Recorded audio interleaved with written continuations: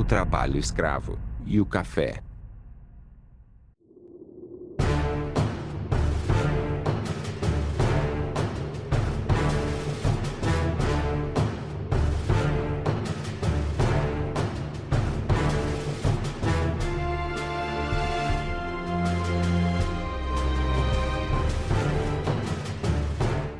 O elemento que torna toda a coisa mais complexa do ponto de vista social é o escravo.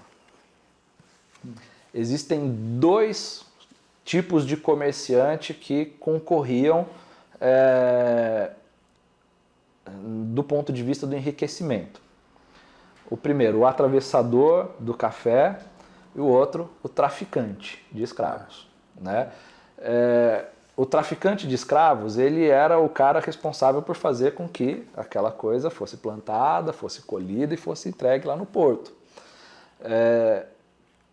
Ele, no final das contas, que sempre foi mal visto, sempre, o traficante de escravos, ele nunca foi uma figura benquista, né? Mas olha que interessante, a nossa economia é fundamentada no tráfico. No tráfico. Né? Uma palavra que a gente detesta tanto, né?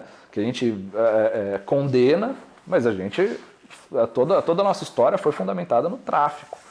E para piorar, tráfico de pessoas. Né?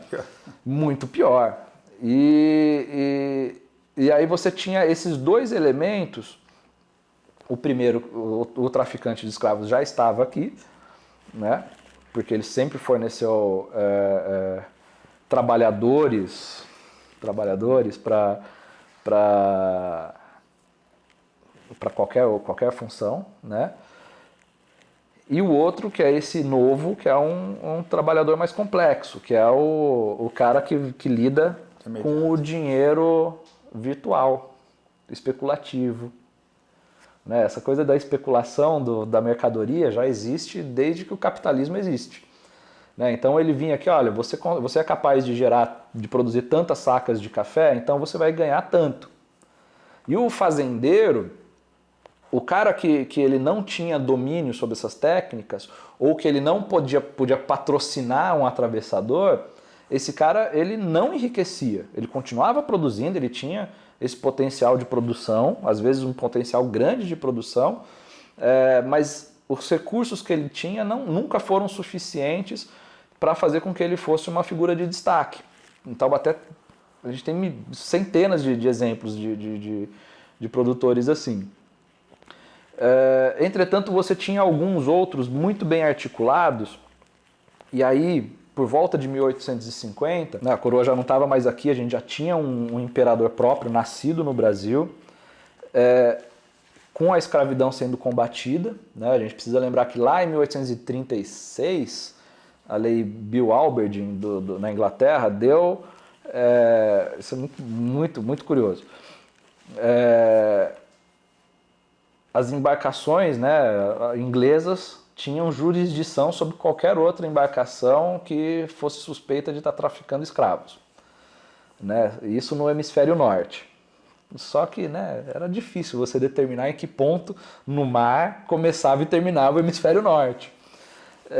Então o cara existem relatos de navio, de embarcações inglesas chegar quase no porto brasileiro para capturar traficante de escravo.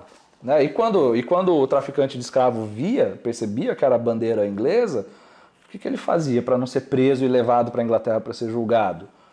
Joga fora o que tem de mercadoria. Lembrando que a mercadoria eram pessoas. Né? E em 1850 tem a lei de terras no Brasil. Né? Foi a primeira oportunidade que o Brasil teve de fazer uma reforma agrária. Fez. Só que a reforma agrária que não garantiu terra para ninguém que não fosse rico.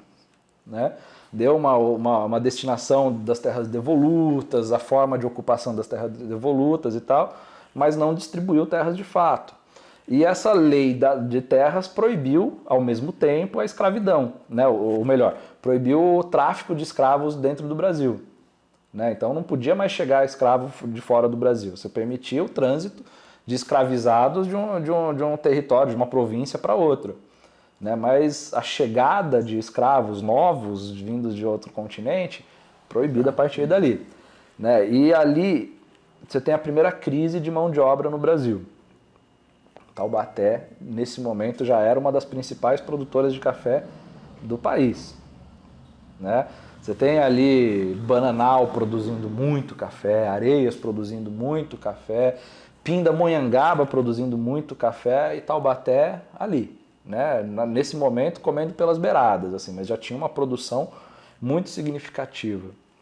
20 anos depois, Taubaté já era o principal produtor. Você tinha até números em alguns anos mais relevantes em outras cidades, mas Taubaté já era o principal, não só por conta do volume da produção, mas porque representava. Taubaté representava de fato uma capital. Taubaté tinha essa relevância, né? Tanto é que não era à toa que anos depois, para garantir a sustentabilidade do império, o imperador veio, a princesa veio, o conde veio, olha, gente, vocês são importantes a ponto de nos receber, né? E aí você tem, especialmente a partir de 1870, tudo muito bem definido em Taubaté. Qual é essa definição? Posterior à Guerra do Paraguai, tem a formação da primeira elite que podia levantar, ostentar esse título de taubatiano, né? Lembrando que Taubaté só virou cidade em 1842, depois da Revolta Liberal. E até ali ninguém se entendia direito, né? Você não tinha esse apego ao território, né? O apego ao território ele é uma coisa pragmática, né? O cara que ele consegue extrair riqueza de um lugar, ele fica lá, né? Tanto é que os descendentes do Jacques Félix já não existiam mais na cidade. Já não existiam mais. Né? Você tem ali um ou outro que a gente sabe que, né, se você pegar algumas pesquisas de genealogia, você vai ver que tem ligação com os primeiros as primeiras pessoas que ocuparam Taubaté. Mas totalmente difuso. O que significa que você nunca formou, nunca teve formação de famílias permanentes até aquele momento. Você tem ali um tronco que você consegue identificar e tal, mas é muito pouco. A partir de 1850, 1860, você já tem as figuras que são, na historiografia antiga, chamavam de vultos, né? Os vultos taubatianos nascem ali, no meio do século XIX. Em breve, a estreia do documentário Félix Guizar, Taubaté, das mãos da terra, às mãos da graxa.